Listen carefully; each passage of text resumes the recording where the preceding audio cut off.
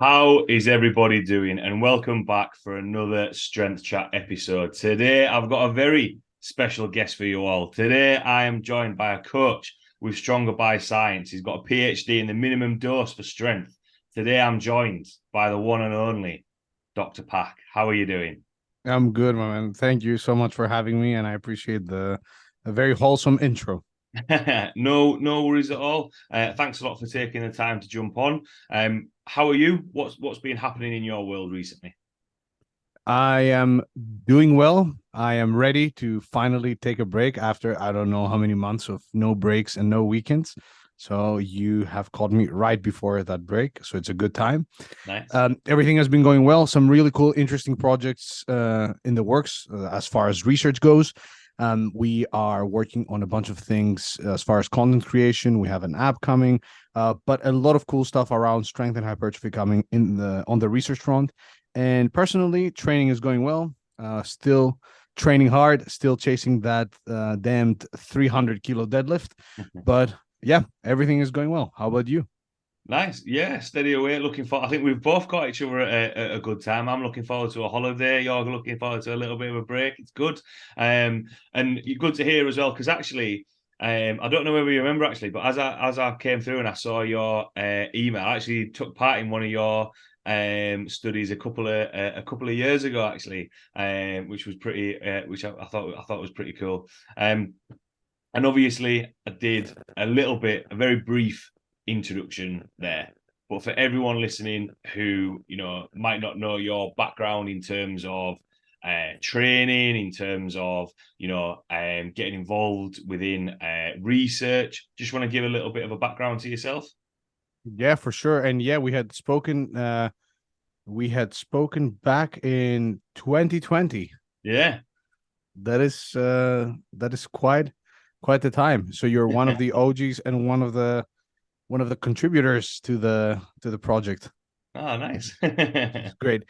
So my research background, so I'm somebody who loves lifting and loves doing research on all things lifting, more specifically in the context of strength, hypertrophy, as well as strength and physique sports. I did my PhD on powerlifting specifically, and on what is the least a powerlifter needs to do in order to get stronger. As part of doing my PhD on powerlifting, I obviously had to look at the minimum effective dose on just resistance trained individuals as well. So that gave me a good idea of what the current literature looks like on that front.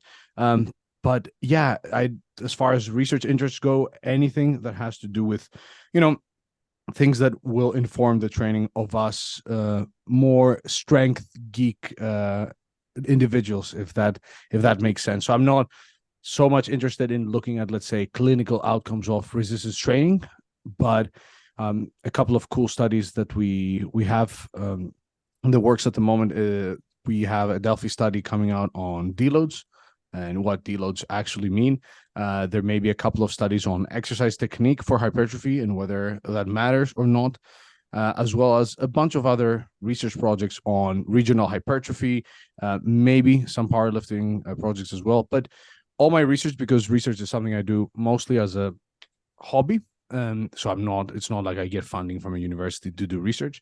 Um, I like to do stuff that leave I can leave behind for other lifters that love lifting for the sake of lifting. Yeah, nice. I think it was a strength geek. I think that could be coined for quite a lot of people that are interested in strength training. And how did you gravitate towards into coaching as well? So when I started lifting more seriously myself, and when I got into strength training, I had a couple of people approach me. So back in the day, when I was around 20, 21 years old, I used to really love squatting, and um, my squat was solid for that time. So I was squatting around 270 kilos. And I had a couple of people at the gym approach me and ask me, "Hey, we see you squatting and we see it's going well.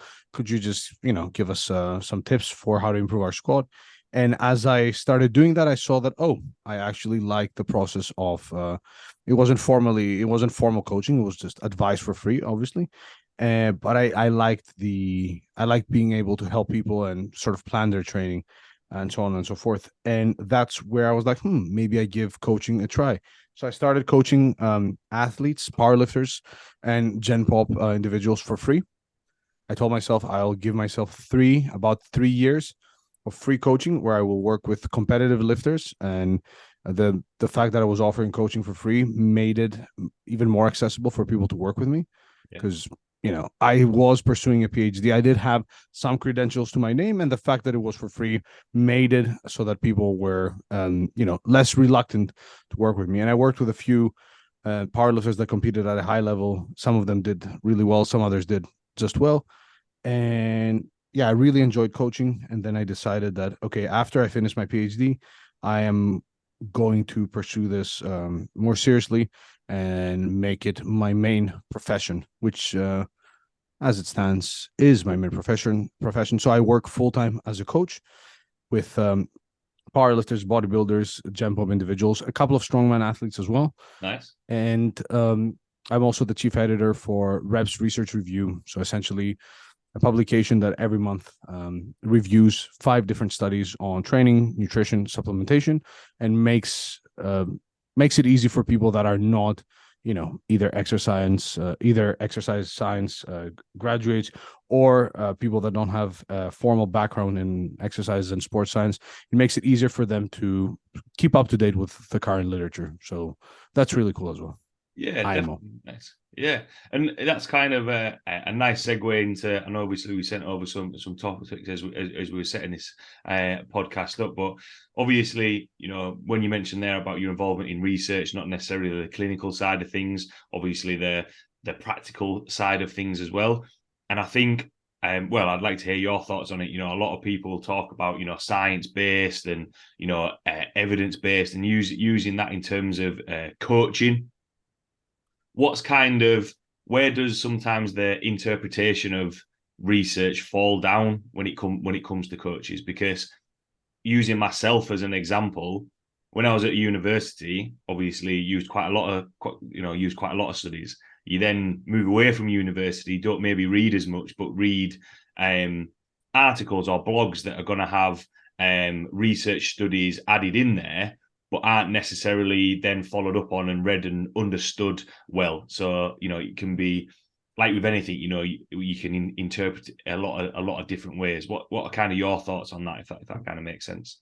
Yeah, for sure. So it's important for people to understand that evidence-based doesn't mean just studies-based. So it's a combination of looking at the entirety of the available scientific literature, your personal experience, and let's take yourself as an example. You're somebody who is a professional in the field of strength training. So your experience, having worked with a bunch of individuals, is important as well. For example, if you've seen that doing X amount of sets of squats per week at a particular RPE range or intensity of effort or whatever you want to call it, this usually comes with a great deal of soreness, fatigue, and potentially negative outcomes.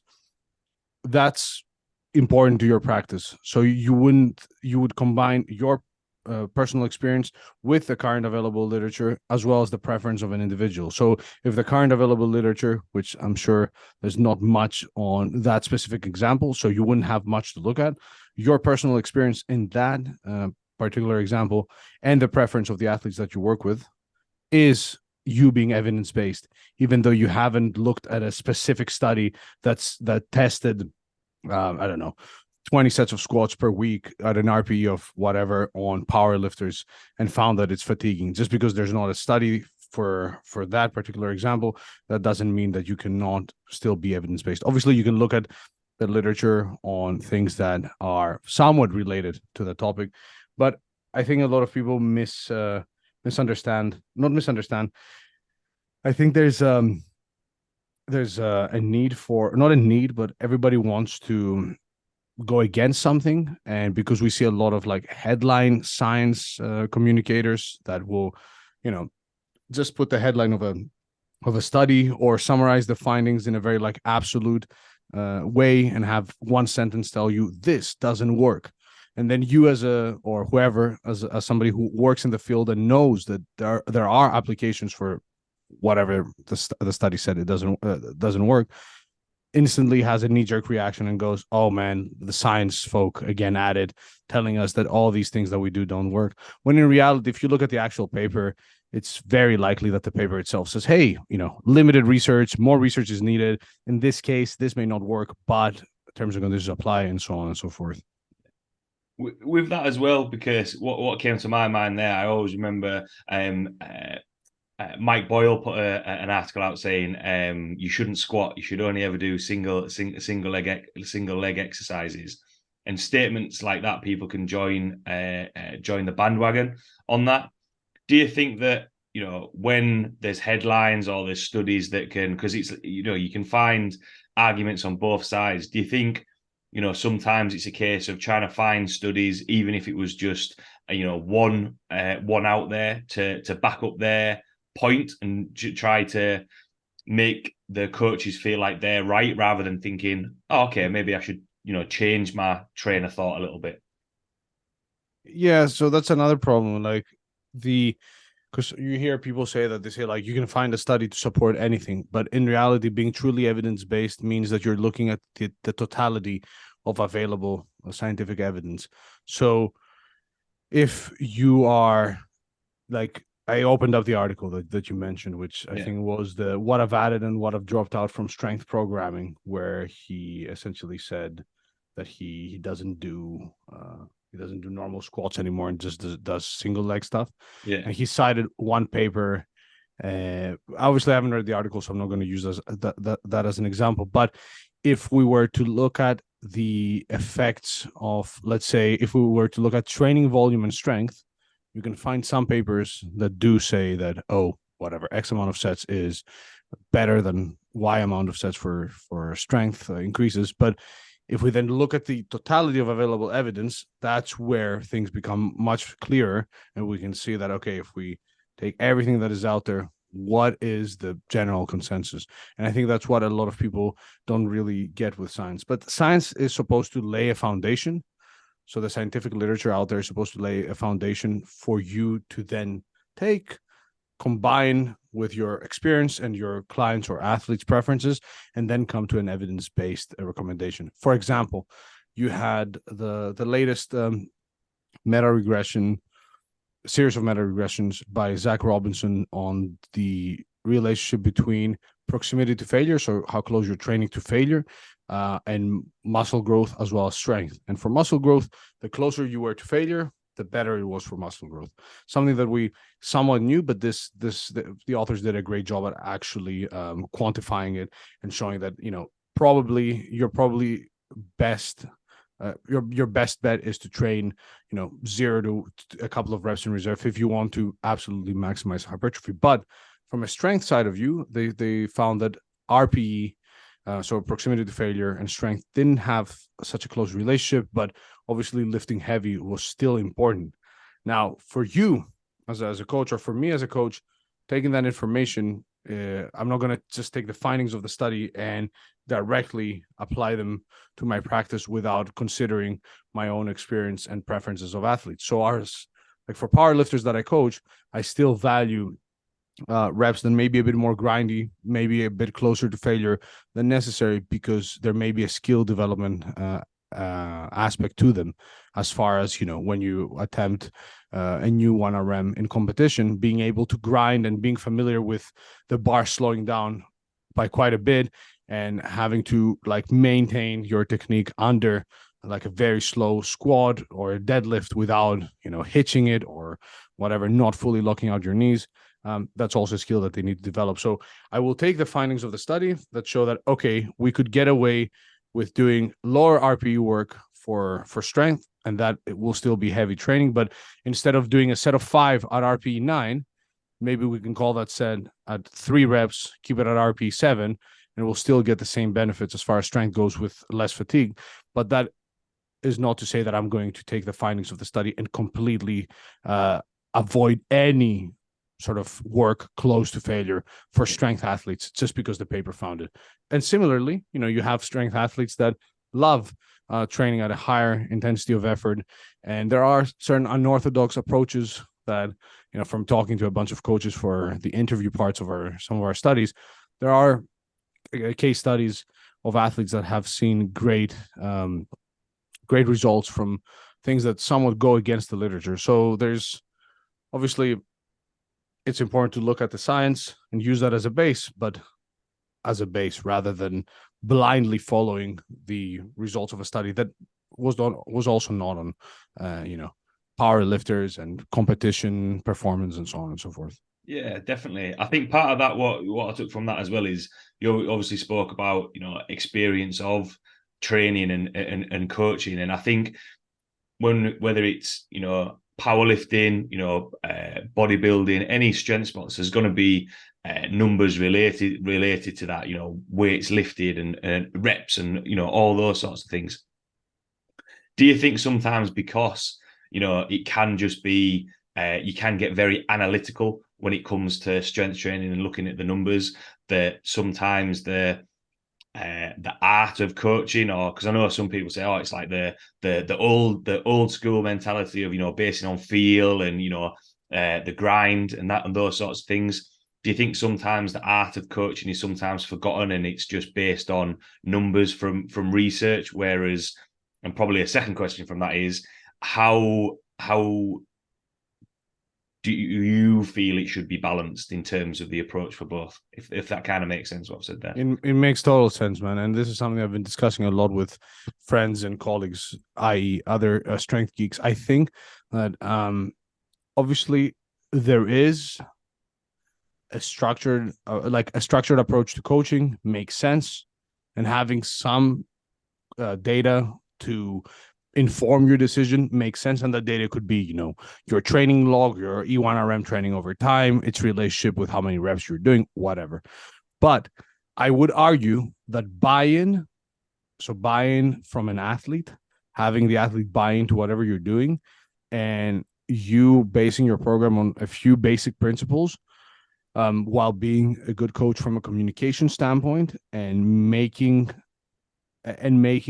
relatively basic on paper adjustments based on on paper feedback, will be much more important than the most optimal mumbo jumbo-y graph heavy program on paper.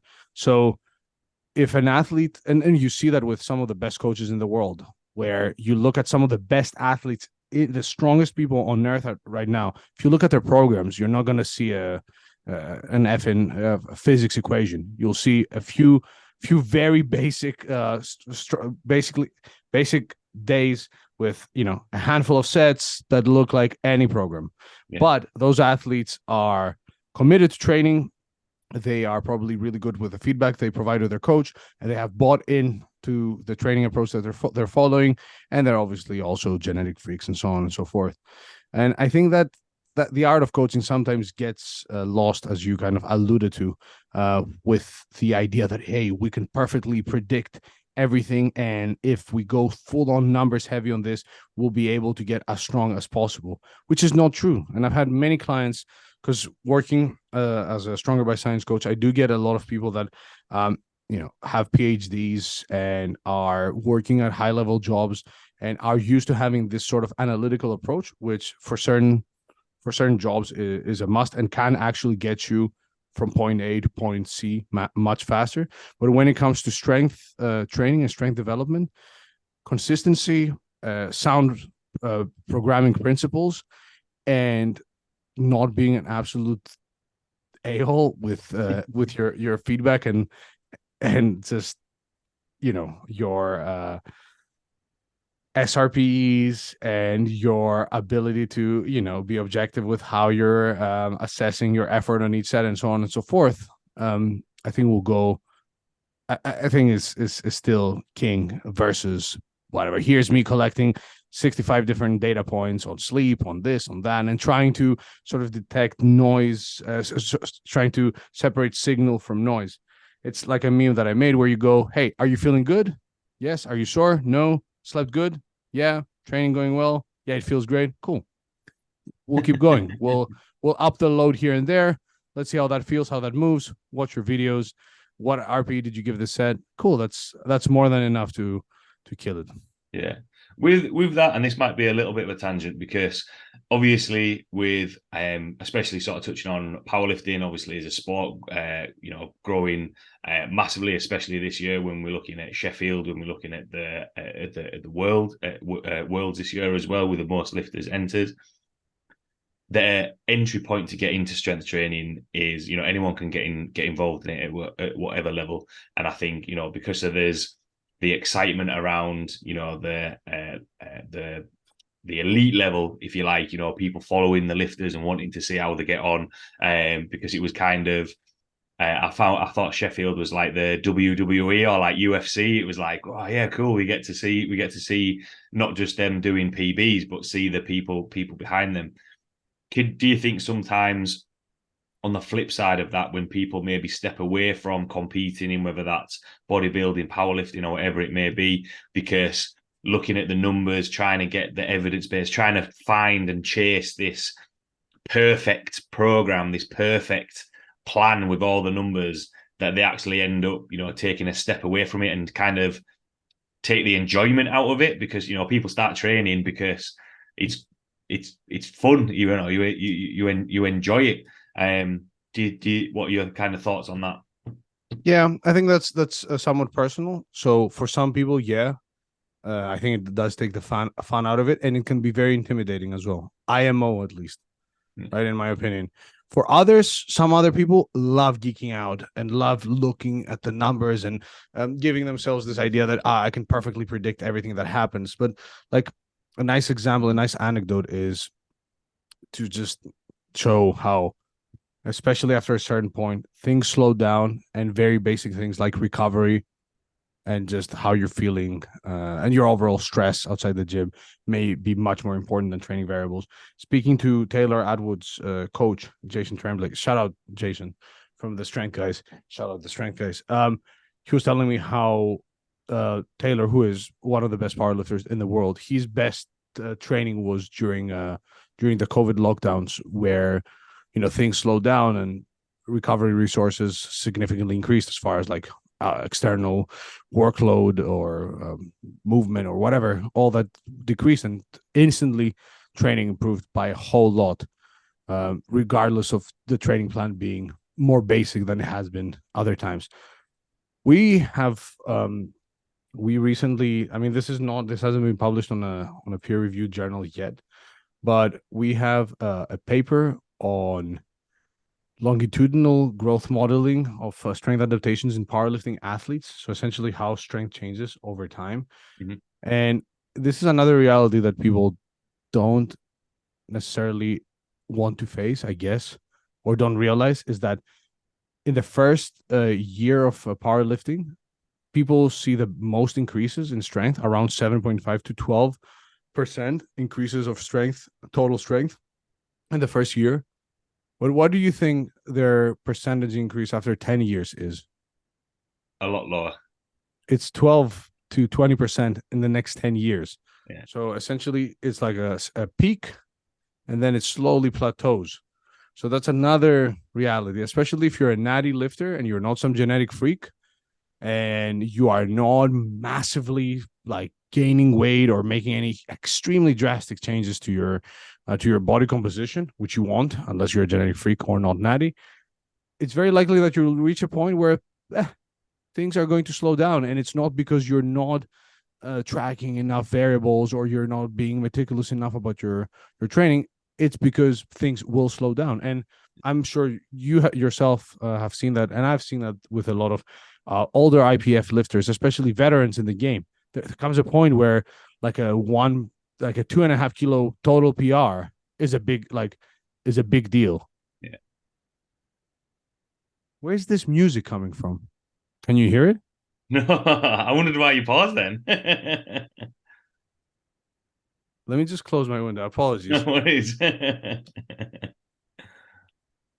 coming from inside my apartment?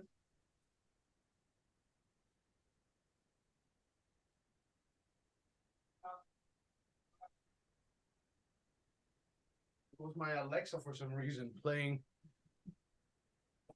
Excuse my absence, but I was like, what the hell is happening there? I thought I was going deaf then. And when you said, "Can you hear music?" I was like, "I can't. No, It's not it's playing." a good microphone, thankfully, but I was like, there's nobody in the house. Why is loud music coming in? But yeah, the reality is that we we are not as in control as some people may want to feel like we are. Obviously, and that is also because most of us are not professional strength athletes that live in a training camp.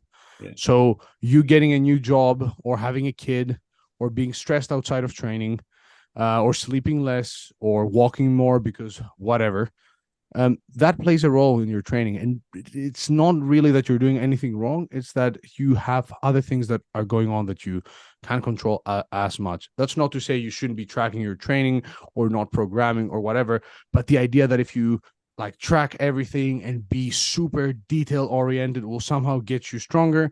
I think both anecdotally, but also, I mean, that's not we have a lot of research on it, and absence of evidence isn't evidence of absence, but I don't think you are missing out on much, even though intuitively it makes sense, right? You're like, if I track everything, I'm going to detect a trend here and I'm going to see what's wrong. It may be that, hey, you've been lifting for 10 years, you're 80 kilos. You're not gaining 10 kilos on your bench because like you've reached not your potential, but you may need to gain some body weight and do some very basic and drastic changes to actually see progress. Excuse the rant there, but No. I think that makes sense. What I think, you can put your efforts into doing something that isn't really worth it. It's kind of if you're tracking everything and nothing else is happening. Conversations that I've had with other coaches is sometimes make it obvious if something's jumping out. Try to do I think the phrase that we threw around was sometimes you have to do the basics better rather than trying to find a problem that exactly. isn't there. Because Exactly. I know we've spoken a lot about training there. On the flip side of that, sort of everyone looking for that optimal training, but then the other side of the coin is that optimum nutrition. And it's always the magic supplement or the magic pre-workout that's going to be able to make their session the best, or the competition the best, or the block of training the best. What's your approach to supplements and the lifters that you work with? Is it a case of just based on again feel like with training, or is it just a case of we can add them in when and if needed? I do think that a lot of strength athletes sometimes lack in terms of like their approach to nutrition. And also, to start a bracket, I'll close it and we'll open it again in a sec. Their emphasis on hypertrophy training as well, and their effort specifically. But to go back to supplements and nutrition, with supplements specifically, I will only recommend creatine monohydrate, as there is plenty of literature to support that, hey, it can benefit your strength and muscle mass. Now, it's not going to make a world of difference, but a world of difference is also relative to the goals of the individual. So if you're working with a very high level athlete, gaining, as we said, 2.5 kilos on their total or 5 kilos on their total or whatever, which for most people is like, bro, I'm not going to work a whole year and bust my ass, sorry, for a 5 kilo total increase. But for some people that we know, that's like, they will do it. They will be in the gym 2 hours a day and they will do it. So for most people, I'll recommend creatine because it's relatively affordable, very safe, and it may even have some brain health benefits, although more research is needed. So overall, really good for muscle strength, positive for muscle mass, and may even benefit your brain a bit. Other than that, nutrition-wise, consuming mostly whole foods, so 60 to 80% of your diet being whole foods, and getting in at least 1.5 grams of protein per kilo of body weight will do it for most lifters. Yeah. We'll do it. Like, we'll definitely do it.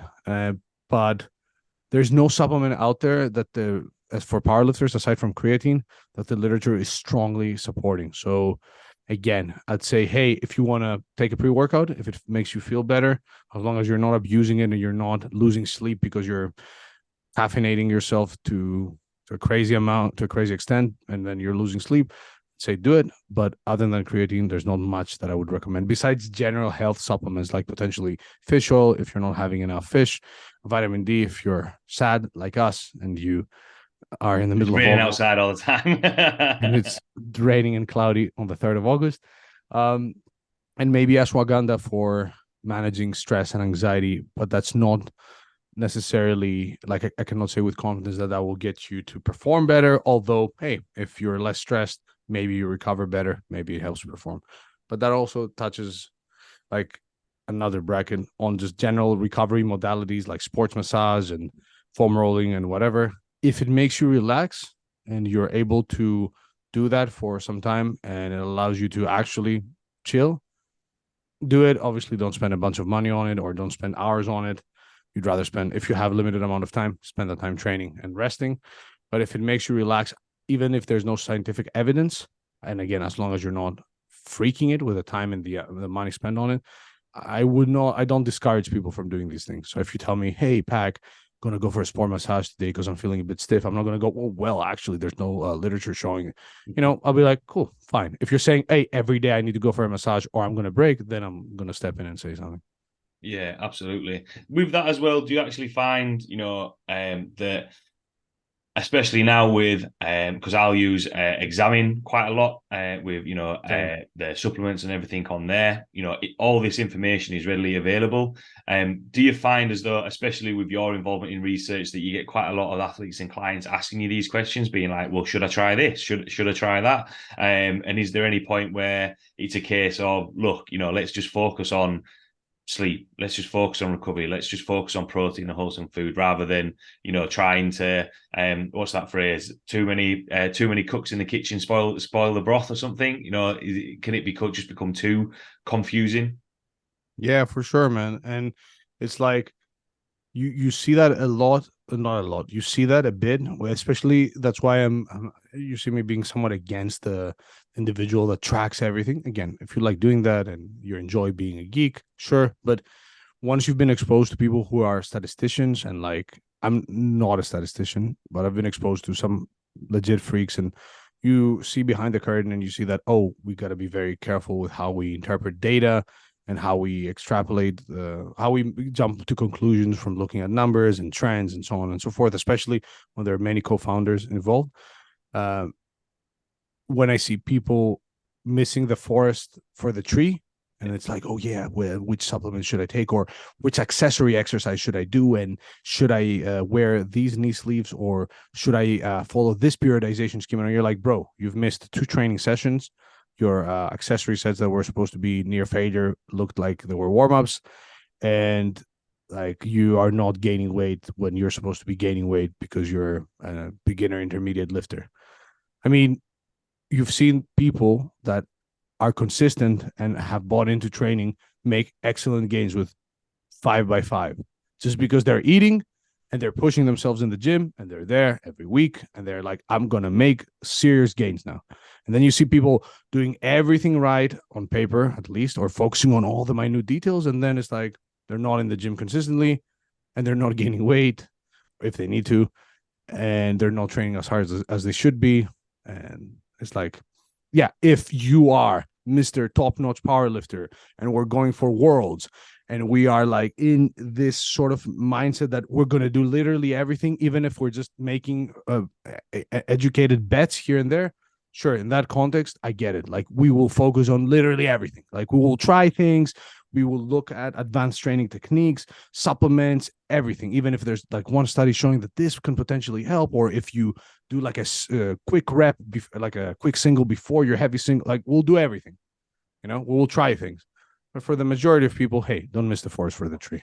Yeah, absolutely. Do you think sometimes, and one thing that we touched on there, with pre-workout and all these other things, that it can actually be used as maybe a little bit of a Placebo. to a specific, yeah, like a crutch, like oh well, I didn't do this because I missed taking this Oh, that day. Is that yeah?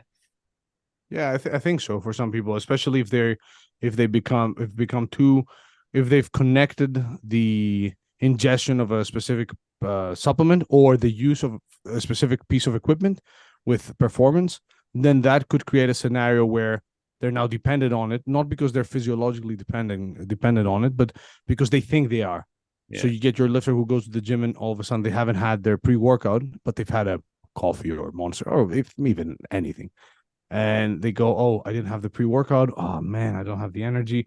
Like placebo is a big thing. If you look at studies with placebo, like it can play, like it can actually get people to change. And that's why I think like if we look at, let's say, powerlifting accessories, we don't have any research on whether, I don't know, spotter press or whatever press or whatever pause squat or pin squat actually improves squat 1RM. But if you've bought into it and it makes intuitive sense, and it's similar enough to the movement that you're doing, that may actually lead to performance increases. What am I getting to there? I'm just saying that we do a lot of things that we don't know if they work, but then we think they work, but they may be working because we think they work. But that's also something that we need to be cautious with, especially when it comes to like supplements or again, even maybe specific exercises or specific environments or whatever. Opening yeah, Pandora's box a bit here, but yeah, definitely. What every time from what you've mentioned, then what I was thinking in mind, it's a little bit like coming from a rugby background is a pre-match ritual. You know, it has no exactly. bearing what happens in terms of whether I put my left boot on or my right boot on. If I sat in the same part of the changing room all the time, that actually has no bearing on the game. It's all in fact, it's just that routine. So going into the gym, if you've forgotten your pre-workout, you're still there. You can still. It's not as though you're not going to be able to use your legs. You're still going to be able to get that session in, which is like what you've mentioned there about showing up week in week out, putting that effort in, even if it is a 5x5 program or anything. You're still going to get those results. And one thing that you mentioned right at the start was that buy-in, how a athlete's going to get out from working with the coaches. One thing on there, and kind of it ties quite nicely in for everything that we've spoken about there when we're looking at past the first year or couple of years as a powerlifter involved in strength, and then things start to slow down. What's kind of the what's the mindset, or what's the top things for long-term strength gains, to actually see to stay in strength training and not just be strong for, because you see, some people will do juniors, for example, in powerlifting, and then that's it. They're never seen again. Whereas you see other lifters like the only person that comes to mind is Tony Cliff at the minute, Yeah, yeah. obviously, just always been there, always progressing. What's kind of like the secret sauce, if you like, from either a science point of view or a real world experience point of view? Yeah, you have to love the sport or lifting, because I'm not a power lifter, but I love lifting, and I said I'm chasing a 300 kilo deadlift. I may not get to 300, but I'm lifting because I love lifting. I love Yeah, being in the gym, and that's what keeps me in the gym. I could obviously it's health benefits and just being strong and aging and etc. and quality of life, but I can attain those with a couple of sessions per week of just machines. But I love lifting, and I lift for the love of lifting. I love going into the gym and leaving somewhat tired and hitting PRs or chasing PRs, and that's the romantic side of lifting. That at some point, especially if you're a high level power lifter, you will be powerlifting because you love powerlifting. And I'm sure you've seen that with plenty of older powerlifters who will probably see their strength regressing as they're getting older, and as they're competing in Masters 1 and Masters 2, but they're there competing and chasing age PRs or like age different weight category PR or RPE PRs or whatever.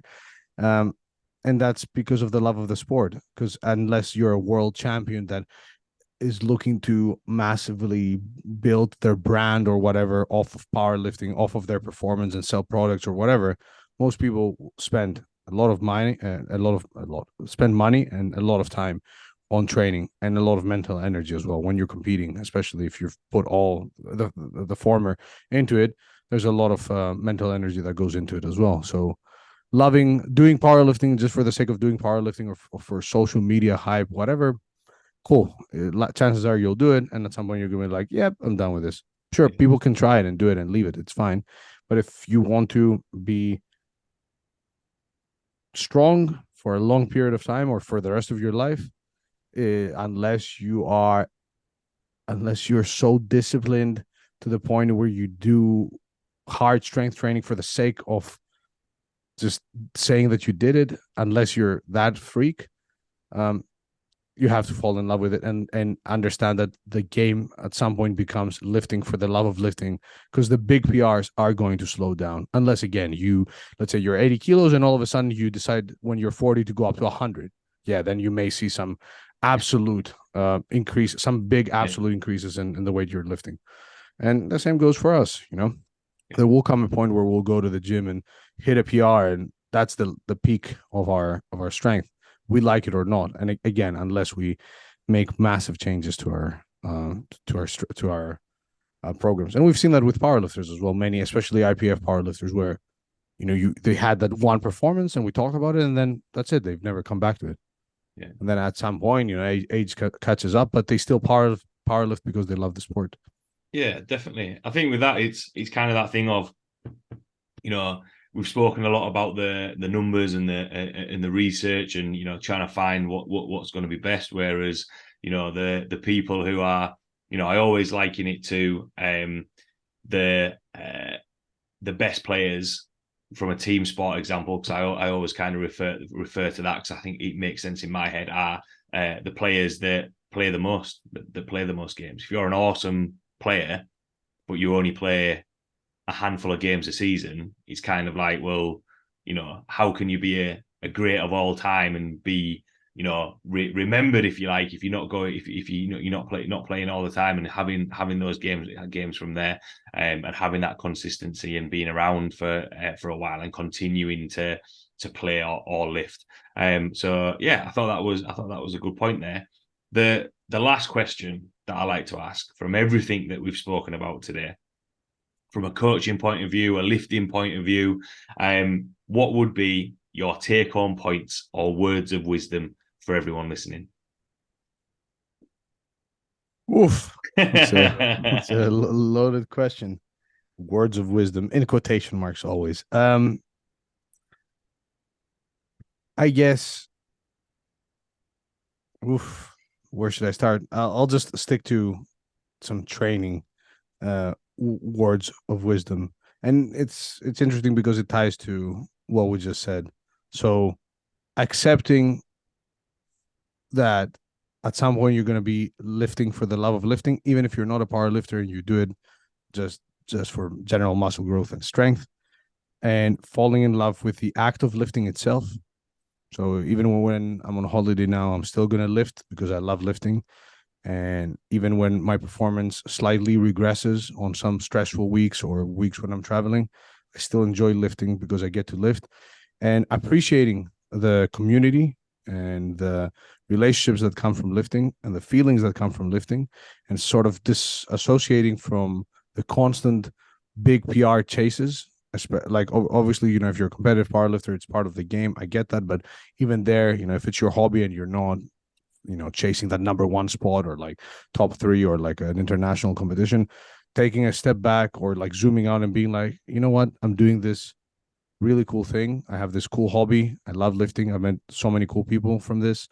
And yeah, I had a training session today where things didn't move as I wanted them, but I still was healthy enough to get in the gym and lift with a high intensity of effort, and still push myself to my daily limits or whatever. I guess that would be my one thing, because I've seen a lot of people, and like, I'm talking elite lifters, like elite lifters, who are not happy because they are, and okay, elite lifters may be an exception, but other lifters as well, who are constantly chasing PRs, either visual PRs as far as their physique goes, or lift PRs, and they don't enjoy the process, but they don't enjoy also the gains journey that doesn't have an end destination. As cringe as it may sound, Yeah. like, if in my opinion, if you're in it, you're in it for life, and you're a lifter, and you're somebody who lifts and loves lifting for the sake of lifting, and it stops being about whether your delts are as big as you wanted them to be, or whether you got that 300-kilo deadlift or not, and it just becomes about the fact that, hey, you went your whole life training hard, had fun with friends, had bad sessions, had sessions on bad days. Lifting was there to carry you on stressful days, and just just taking a step back and appreciating it, because things are moving fast. Time is moving fast, faster than ever now with the internet. I sound very old. I'm 28, 29 soon, and also you see so many people on social media, and you're like, oh wow, everybody's deadlifting 300 for reps now, and I'm still stuck at 220. And another thing that I urge people to do is think of yourself in percentiles. So like go on strengthcheck.me and like compare your numbers to powerlifters, every powerlifter in the world, in your weight category, and you'll see that chances are you're in a relatively high percentile. So yeah, my deadlift may not be anything impressive on just the homepage of Instagram, but it's still relatively solid. And in comparison to the average gym goer, it's insane. Not many people get to deadlift, I'll say, as low as 4 plates, which for some of us, that may be close to bench weight, or it's like 30 rep deadlift for fun weight. But the fact that you can comfortably pick up 4 plates off the floor, and you have built an appreciable amount of muscle, and you're there sharing this hobby with other friends, it's a cool thing. So stop and enjoy it. Very, very philosophical sort of No, I like monk it. wisdom. Yeah, I think it is that thing of, as you were mentioning that, I always remember when on Only Fools and Horses, where they become millionaires, and he was like, "Well, I've achieved this journey; it's over," and he talks about, "Oh, but I enjoyed the chase of it," and that's what it is. And I think the one thing that you said there was the community side of things as well. It's everyone wants to see everyone else do well, lift more weight, do better. You can go to other people's gyms, get training partners, training with other people. Part of it is the thing to enjoy. It's not a case of, right, well, we've got to this point. Does it just stop now? Oh no, we can look at age related PBs or anything like that you've mentioned before. Exactly. So I think that was yeah, a good sum up of and words of wisdom from everything that we've chatted about today. Because I think sometimes, because there is, and you touched on it there, with the age of the internet and social media, you can get caught up in, well, we need to do this study, we need to do this, we need to do that, and it's actually just thinking about, right, well, am I going into the gym today? Am I doing something? Am I still adding in those those sessions and enjoying it from there? So thanks a lot, Pak, for taking the time to jump on. Really, Thank really you. enjoyed chatting with you today. If anyone has any questions about what we've chatted about today, want to see the content that you put out there, or reach out to you and work with you or ask you questions, where can people find you? The best place would be Instagram at dr double underscore pak. So Dr. Pack. If you write Pack PAK, I should come up. But yeah, I have my links there for everything. But yeah, if you feel free to reach out, I'm always happy to chat with fellow lifters. Nice. Thank you for having me on. No worries at all. Thanks a lot for taking the time to jump on. Like I say, I thought there was some really useful information in there. Thanks a lot for taking the time to jump on. Thanks a lot to everyone listening, and I will see you all next week.